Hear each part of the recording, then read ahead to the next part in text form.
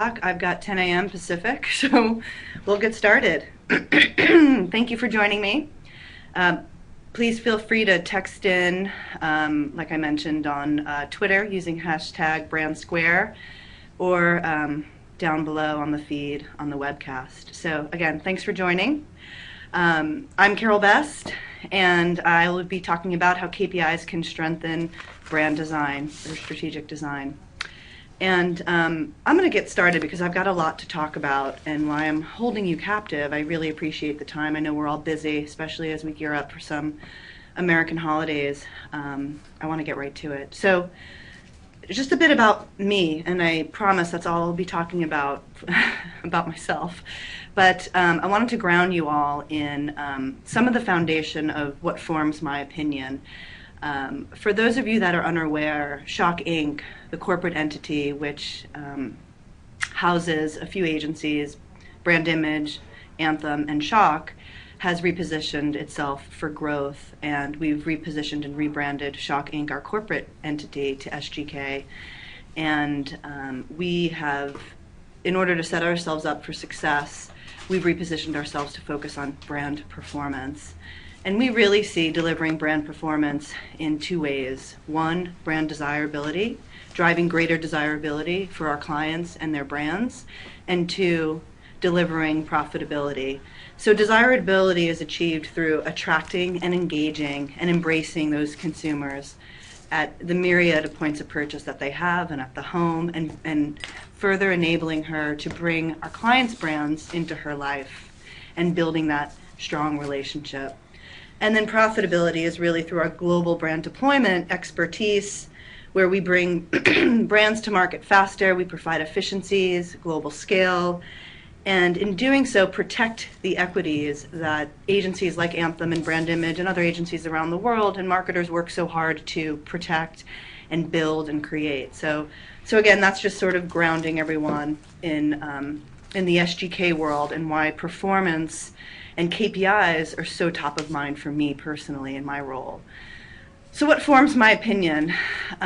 Yes, I do have a magic 8-ball, but that's not what forms my opinion today. My role is client engagement lead. And so in that role, I am privileged to engage with clients in greater strategic ways. Clients where we engage with them across brand development services like strategic design, integrated marketing, and also where we engage with clients in a deployment fashion through our Shock pre-production art and pre-media suite of services. And so I represent the client across all those service sectors, locations, and geographies. So in doing so, I'm really trusted with access to the client's organization, and with that access, I get a better understanding and, quite frankly, empathy of the challenges that my clients face with building strategy and strategic design importance within their organizations. My personal lens before this role, I'm a former brand strategist, so I probably come in with more of a heightened awareness and sensitivity to the importance of real brand strategy. But that lens is also driven with the goal of, I want to build a trusted partner relationship with my clients. So I like to help them build their business. I'll talk about a few factors that I think are just prevalent that hopefully we'll be getting a lot of head nods, but there's a few factors that I want to talk about that are just macro indicators of how there's just such a need for organizations to really rethink about their business and how they're performing. So what I'm seeing is this dichotomy in the industry, and this quote kind of encapsulates one part of what we're seeing with design management functions in global, multinational, or national consumer packaged goods or retail organizations. There's a lot of workforce reduction happening. And so here's a quote from the President and CEO of Campbell's: "While a workforce reduction is always a very difficult decision, these actions will streamline our organization and improve the level of coverage and the effectiveness of our sales merchandising activities." I have to say, in doing some desktop research, it was a little difficult to find other organizations that are public about their choice to outsource internal design management functions or internal functions that service like a marketing and creative services organization. Here are the ones that have been public of late, but we know because of our relationships that there are many more. So we all need to just kind of pause and pay special attention to that this activity is happening in the industry. So what I want to talk about is how we can better prepare ourselves and really position brand design and strategic design as a greater strategic importance within your organization. On the other side of the dichotomy is a quote here from the Inhouse 2013 Inhouse Creative Services Industry Report. The majority of creative leaders responded that high-end creative quality, closely followed by cost savings, is the greatest value customers, and those are their internal customers within their organization, consider their teams provide. So that's talking about, as you can see, when there's in-house creative services, what are the values? So there still is a strong value. There still are organizations out there that see incredible value in brand thinking, in brand building, brand strategy, and strategic design. And one step further, see it as a competitive advantage. So again, we're just seeing this complete fork in the road and dichotomy. So understood, let's just ground everyone. Brand thinking, strategic design is inherently not a core competency. Manufacturing is, or retail is for most organizations. So it's not a core competency, or it's a competitive advantage. I mean, it's just really a schizophrenic approach of how the industry is thinking about it. We're also seeing and hearing organizations talking about elevating from design. About probably a decade ago, Procter & Gamble was very famous for elevating the role of design within their organization, and then the industry followed suit, giving design what they were calling a seat at the table. Now we're hearing it's strategic design, and which I think is a great ad. So we're seeing that, or we're seeing eliminating departments. So why is this happening? Well, as I'll begin to explain in the other factors, organizations, most likely like yours, are pressured to deliver value. And so they're looking across every COE, BU that they can find within the organization and putting more pressure on accountability for delivering value. And what's challenging is it's really hard to determine value by subjective design or strategy deliverables. And so I'll talk a bit more about how we can respond to this, and the rest of my presentation today will give some real specifics. So my opinion on this is really control the conversation, right? So take a leadership role in defining value for your in-house creative services group and on all of your outsourced agencies. So in doing that, first educate the organization on design and strategy. A lot of the times it's difficult to value something you don't understand, right? So education is the first part of this. And then champion a move, and don't be afraid to champion a move from subjective to objective evaluation of your strategic design and strategy activities. And I think leveraging KPIs is a great way to help steer this conversation, to get a better understanding of how your internal stakeholders, your BU, and your organization is evaluating their performance and seeing where you can correlate to that. And then, like I said, use KPIs to evaluate what's best for your organization. Factor 2, a quote, CPG companies and retailers continue to struggle to bring game-changing offerings to market to cater to a sophisticated, fragmented, and increasingly demanding customer base. A base where product and shopping options expand on a daily basis, which is really, it's the hard truth. I mean, never have we seen in the history of consumption the myriad of choices and the myriad of places. When you think about the traditional 4 Ps, place was really something controlled and finite, and now it's really not. So again, delivering value is compounded by the pressures of increased speed to market. Not only are there a myriad of different ways in which we can reach them, but we want to reach them faster. So we're seeing a lot of activity from our CPG clients talking about increasing agility, increasing responsiveness, increasing their speed to market. And that maybe because I'm a Bay Area person, and I've got, Silicon Valley just down the road, but there's a strong technology influence that's influencing other industry sectors as well. There's a growing need for innovation to stay competitive, and then the consumer demand of the millennials, which I'll speak to in a little bit more detail, and how that's in effect driving increased speed to market. So how can design respond to this? Well, speed isn't just speed for speed's sake, right? That's how you get into accidents. So there's a need for design organizations to be choiceful. Portfolio architecture of your brands is more critical than ever to guide these conversations and prioritize activities, and I'll talk a bit about that. And it's critical to look at your process. And I know, process, right? For the most right-brain creative people, process is like, ugh. But you really need to take ownership of the resources and the costs incurred to your organization. So taking a look at your process and when does speed make sense, but where can we make smarter decisions? And how do we not compromise for speed? And where is design brand thinking with innovation? The focus on innovation, I'm seeing sort of brand strategy and strategic design more of an afterthought in innovation.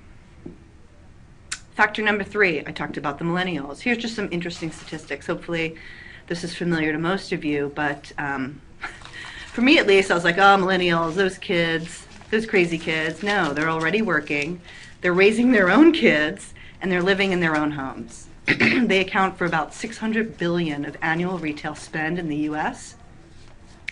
And by 2020, they'll account for approximately 30% of all US retail sales, which is valued at projection of 1.4 trillion. I mean, that's an incredible, astounding statistic. So if your brands, if your products in your organization aren't targeting millennials, they need to quickly. So how can design respond to this? There's a need for deeper intimacy with this influential group. Brand strategy and design are great tools to communicate empathy, to build that intimacy. And the brand conversation needs to be two-way. This is kind of the first that we're seeing as we think about all of the different generations that have transpired. I'm personally a Gen Xer, and I know we're notorious for kind of closing our ears to marketing and those kinds of messaging. But millennials really want to interact and really want to be part of the conversation. And marketers need to bring them along and have conversations with them and get them involved in how you're talking about your brand and what your equities may be. And the last piece is millennials are notorious for not being loyal, but actually that's been debunked, and where you can create cohesive brand experiences, so there's consistency and trust built, they'll be embraced by this audience, and they'll be loyal.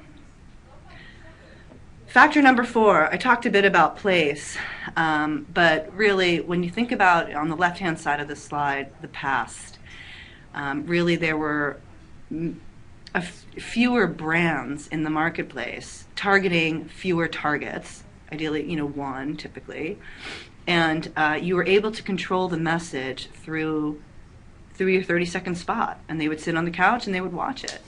And now the future, that one same brand, even though there's many more brands in the marketplace, that one same brand now has gotten more sophisticated in segmenting their consumer targets, understanding all the different nuances and attitudinal and behavioral and need states that make up each of these targets.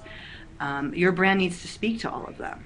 And then when you think about your touch points through digital, through mobile, through, like I said, about place, there are many more ways in which you can message your brand to these people, and there needs to be greater continuity across all those touch points. So what's happening? Marketers are being stretched, right? They're asked to do more with the same, if they're lucky, or because of the pressure to deliver value, they're asked to do more with less. So this demands for expertise across all those marketing mediums that I talked about, all those consumer segments and need states, having deep, intimate understanding of those, and greater knowledge, focus, and attention on new markets, right? Because we know emerging markets is a big part of every brand and every business these days. So those are the factors that kind of ground us in how the world is today and how our industries are pressured and are pressured to deliver. So what can we do? And this is where I'll get more specific into brand design. Like I said before, control the conversation, control your strategic design's destiny. And in this section, I'll talk about debunking the myths, how to think about KPIs, what are the benefits of KPIs. And so the first piece is really, like with education, we need to educate ourselves and really start to debunk the myths that strategic design has with KPIs. So some of the rationale that I've experienced over my career are things like, well, strategic design can't be evaluated objectively because we need time for that creative spark. Or it's right brain thinking and activities can't be measured like left brain activities. Or you know what, we're already being measured through marketing and business metrics of purchase intent, sales, loyalty. No other metrics are necessary. So it's taken us a long time to embrace KPIs, and we're not quite there. So really ask yourselves, what else have you been saying or doing to prolong these myths? And try to curb that and really start to take a leadership stance and embrace the need for objective-based criteria for how you and your department and your partners succeed. The marketplace is performance-based, and your work should be too. So when we think about some of the factors to build and define your KPIs, I mentioned this earlier, the need for portfolio architecture. So you think about the brands in your BU or in your organization's portfolio, you really need to assess and acknowledge that not all brands are created equally, nor should they be managed that way, right? So we've got our own proprietary processes that I won't get into the details around, but most of portfolio architecture, really one step is defining the role of your brands. And so through objective and performance-based analytics, identify the role of each brand within your portfolio and prioritize accordingly. So this matrix that you see, if you can see it on the bottom right, is it's really the strength, financial strength, and then the strategic importance of brands, and then we plot them and identify roles across that. So, you've got your strategic brands that you want to sort of over-invest in because they're high growth for you and your organization, and then your flagship brands that you want to protect, etc. So make this a guide for how you manage your resources, how you manage your team. And for those that have already done portfolio architecture, because I get this a lot, like a lot of head nodding, oh yeah, we have portfolio architecture. What I always ask clients is, well, really how actionable is it? How close and intimate is your team adhering to those decisions in their day-to-day decisions that they make on the brands? So portfolio architectures really aren't one-time events, and their outcomes shouldn't get filed away in some drawer. I love that too. And I'm like, oh great, so where is your architecture? Either it's filed away in a drawer, or they have to, forward me along to someone else to send it to them. Their outcome shouldn't get filed away in some drawer. It should drive everything that your team does. It should drive how you organize your team, your resources, your spend. It should drive your accountability. Accountability for these brands should be a weighted calculation, and your success. And then actionability is a big word. Then you walk the talk. So from there, now you've got a prioritization of your brands. From there, prioritize or tier your strategic design activities. And this can be based on risk or its strategic influence with the organization's goals, and how aligned it is with the long-term growth organization of that category or that BU or your organization. And you can see on the right here is just an example. Why tier? Why tier those design activities? Well, coming out of that, you should have different workflows. Again, that's how you can then correlate your resources, time as a resource, or people accordingly and appropriately based on the prioritization. You develop different resource expectations from your internal team, from your stakeholders within your organization. Perhaps one project doesn't really require the CMO or VP of marketing to sign off.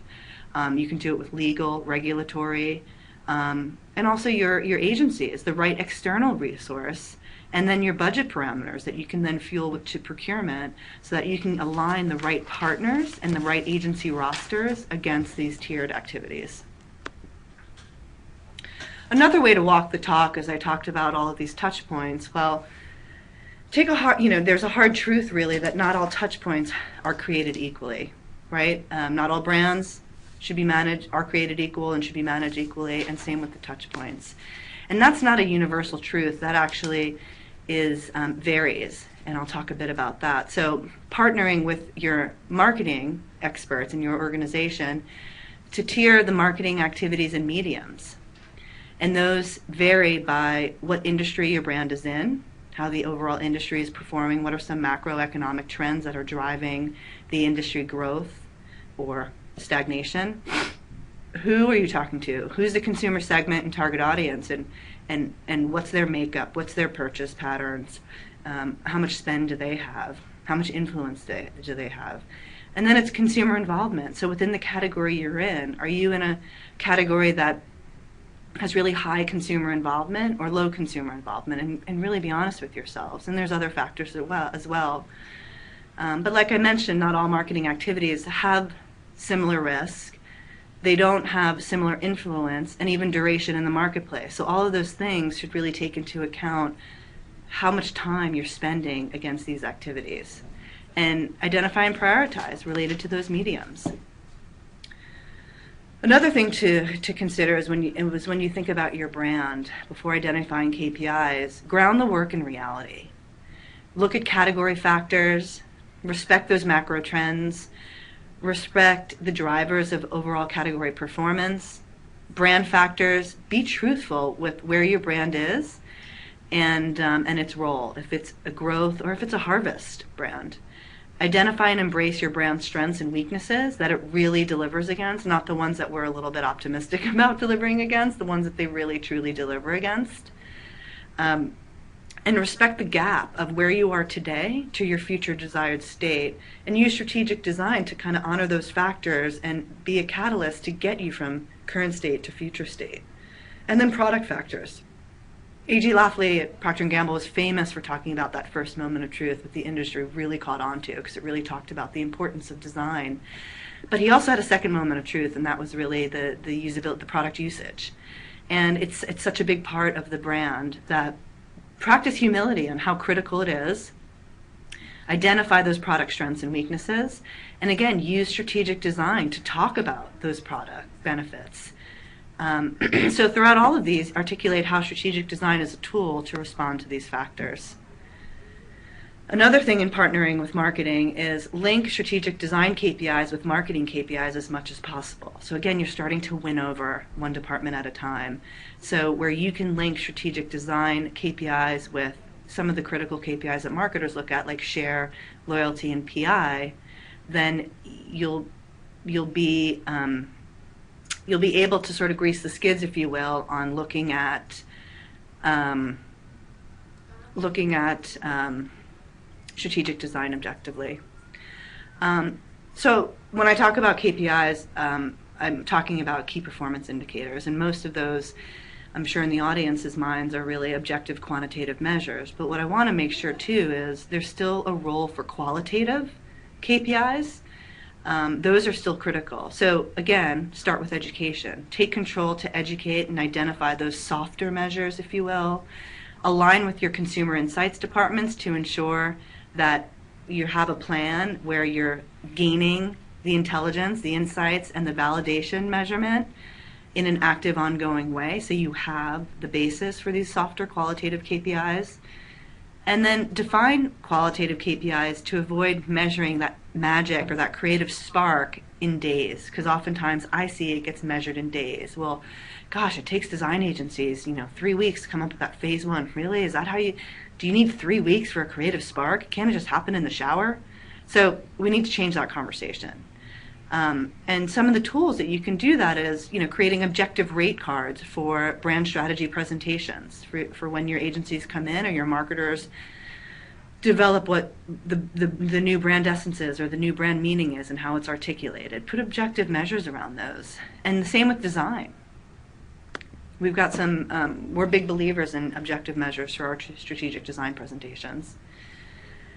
And then another way to walk the talk is really RODI, return on design investment. So use these KPIs to then help you determine what your return on design investment is internally. So as you can imagine, you need to both identify your return measures in a qualitative and quantitative way, and then identify your investment measures in a qualitative and quantitative way. So for an example, a qualitative investment may be, you know what, we're in a category where we can't, all brands in the category, our competitive set, can't really elevate, and we want to concentrate more on emotional benefits because we know long-term growth for the brand, we need to stretch to other categories, and emotional benefits can help bridge that stretch.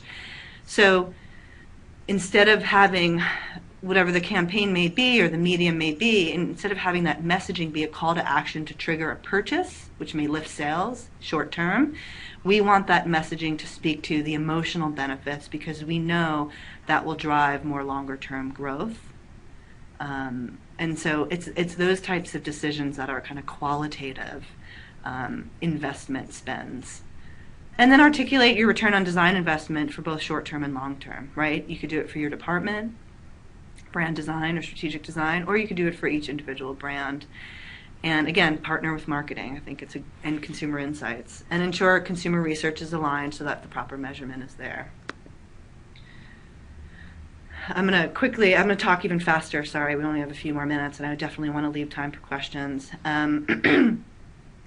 So use these KPIs to ground the organization and the importance of strategic design. Now you're speaking their language, right? A VPGM, marketing, they would love objective conversations and KPIs to ground how to think about strategic design. Do it in a quarterly way to create that ongoing awareness, which also will express that you're willing to kind of own performance and accountability for your department and the resources that you use.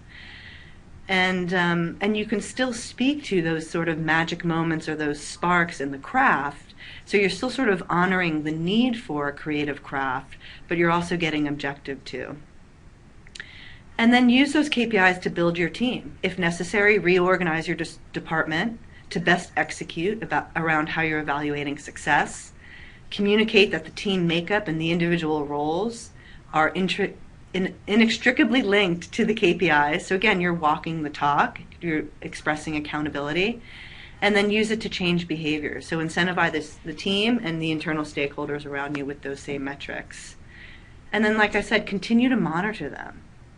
Identify the outset of a relationship and add initiative. So whether it's an internal initiative, an internal group, or an external agency partner, identify what those KPIs are, and then review it quarterly with your agency partners. Use consumer insights wherever possible to make sure that these measurements for success are tracking appropriately and course correct, and then update and evolve annually to fit with the evolving business and BU goals. So as often as your organization re-articulates the goal, the business goals and BU goals, make sure you're snapping to that as well. Include in all critical meetings and key milestones for initiatives. So whether that's an agency briefing, your agencies have internal reviews, make sure the KPIs are adhered to as part of how the agencies are evaluating their work behind closed doors, and then presentations with you, and then with your team, and then with your internal stakeholders. And as these evolve, as you kind of learn throughout the course of a project, ensure that they inform and involve your return on design investment calculation as well. Those two should really be inextricably linked. And what are the benefits of KPIs? Well, I come from a client engagement role, so I see a lot of real apparent benefits to agency engagement. All businesses prefer objective ways to measure success. I mean, it really just takes the debate out, right?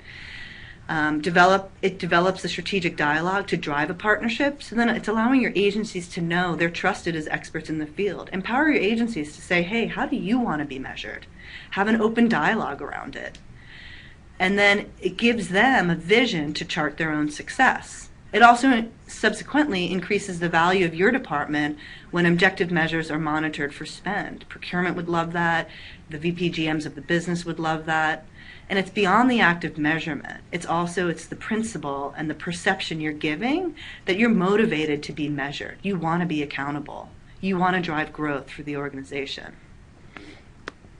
Benefits to the organization. It empowers the value of brands within the organization. So for some organizations that may be more sales driven or more R&D driven, it elevates and empowers the value of a brand and strategic design thinking. It creates accountability for services that are perceived softer or less business driven. Like I said, on the agency side, it shifts perception of your department, creating a stronger link to driving value. It will start to remove subjectivity of design, which in the end will streamline internal reviews. We all have those head-banging stories and anecdotes where we're in the final stages of a redesign and the CEO or COO's wife didn't like the color blue. So then we're back to the drawing board. So you're preemptively avoiding those from happening. You're articulating incentives for your team and partners, which can then optimize your spend with your agency partners. It gives you a way to think about how you're evaluating their performance, and your spend should correlate to their performance. And then it optimizes and can create better accuracy for those in-house departments that are using chargeback models. Speaking of charging back models, I thought this was a really interesting statistic coming out of, again, that 2013 In-House Creative Services Industry Report. So I'll conclude with this shocking statistic. 41% of creative leaders in a chargeback model are working without a goal or substantiated goal. Now, this was a survey responded by those creative leaders. So that's not a perception, that's the truth. They're operating without a goal or a substantiating goal. So I have to ask, what are the other 59% doing? And then if you find you fall in this category, make it a priority to change this in the beginning of your next fiscal year. Thank you. Sorry, I talked really quickly, but I hope it was helpful and there was value there. And if anyone has any questions, feel free to text them in or chat them in below. I see the first question. Jennifer from Cincinnati, regarding the dichotomy of the design groups within larger organizations, are most organizations solving by an all or nothing approach? So the question, I think, means kind of moving wholesale design management out of the organization, and we're seeing a little bit of this, but quite frankly, I think it should be a scalpel instead of an axe. And what we're also seeing with some savvy CPG, of course, I can't talk to what everyone's doing; it's highly confidential. But I prefer the models that are looking at more of the activities, and where the activities that are staying in house more represent strategic design versus project management or more deployment type services, like just kind of executing the strategic design through production art or pre-media. Those.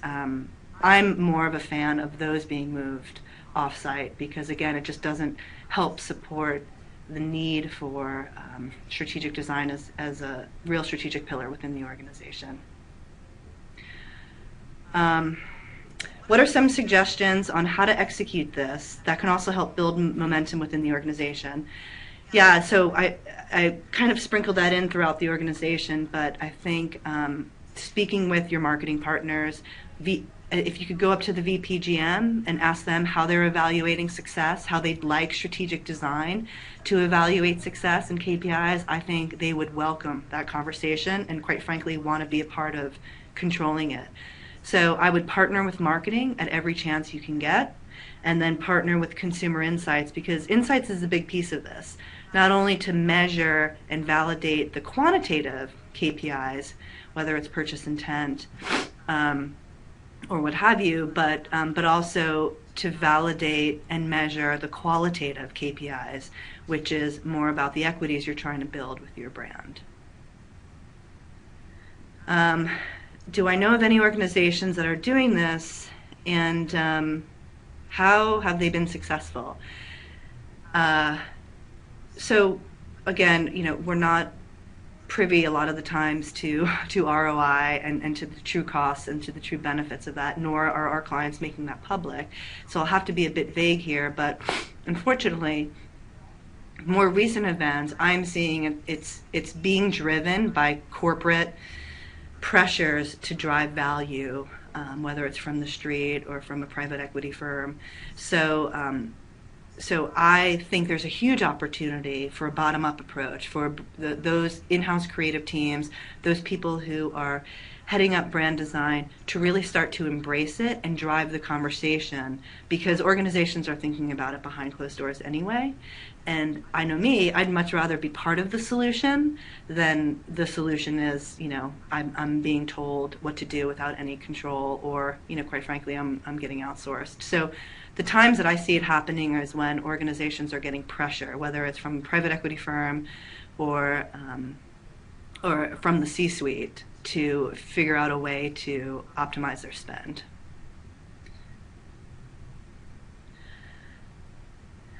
My fave KPIs. Wow, that's a tough one.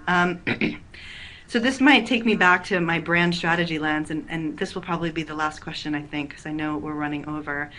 I'm a big believer in linking KPIs to marketing spend. I think that's the easiest way to go. Not marketing spend, sorry, marketing KPIs. So looking at your return on your marketing investment and seeing what how strategic design played a role. Looking at PI and really starting to purchase intent and really starting to dissect the whys behind the purchase intent.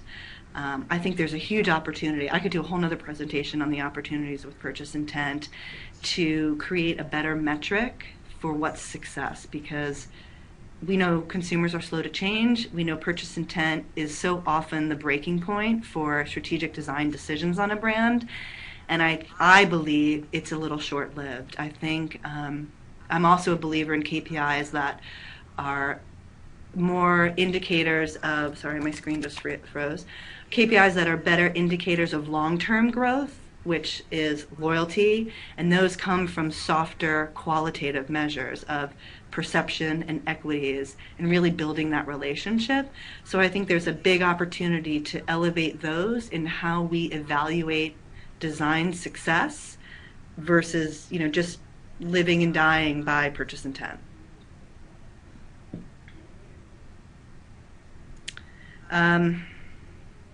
All right, sorry, one last question, I keep saying that. From Kevin, what are some challenges that you've experienced when discussing this with peers or selling it into peers? I think it's just kind of commonality of I think it's education. I think the industry needs to sort of come together, the strategic design industry, and that's sort of the in-house creative teams and the outsourced agencies. Those guys need to come together to think about how to create some common metrics, because I think that will just bring momentum and make it so much easier to sell into our clients' organizations, or for you guys to sell it into your own organizations. But to be honest, I think the biggest challenge that we have is we're all trying to measure it in our own, or think about it in our own different ways, or measure it in our own different ways, and maybe there's a consortium that gets built, or the AMA, or someone that, or Fuse, or some big sort of industry voice that can create some sort of common principles so that we all can kind of snap to it. Because that's that's what you see with other businesses. There are not other departments within your organization. Is there's pretty common ways that marketers are measuring success. So we just need to kind of come together. And that's probably Bay Area of me, but that's what I think. Okay. Well, thanks everyone. We're now 9 minutes over. I apologize, but thanks for your time. And again, feel free to tweet at #BrandSquare if you've got any other questions. We'll be posting this on our website. So if you want to take a look at it again or socialize it with your team, or if you've got any other questions for me, name's pretty simple, Carol Best. If you want to come find me through SGK. I'm happy to continue the dialogue. Thanks for your time. Appreciate it.